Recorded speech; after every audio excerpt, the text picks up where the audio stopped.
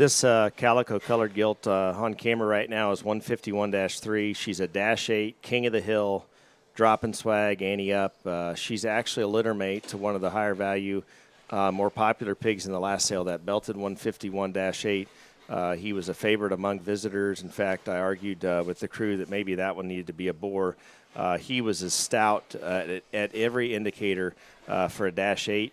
And I think this gilt holds a lot of resemblance to him in terms of her skull, and yet still looks like a lady. I think this one looks like a really, really fun show gilt, especially if you have an appreciation for one this color.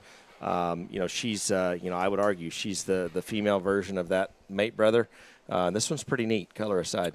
Yeah, I mean, you think of all of our experiences with -8, and then, a lot of the crossbred gilts that have ultimately came out of here and been very successful as show gilts. And honestly, this one comes to the forefront in both those categories. She's got the very feedable, immature look of what a lot of the -8s and better show gilts out of here have had with that. But her skull and her tail and her bonework are incredible. Whenever they get her propped up and strolled across the ring, man, she balances so good, and her lines draw back so well, so good built and so good looking ahead of her blade.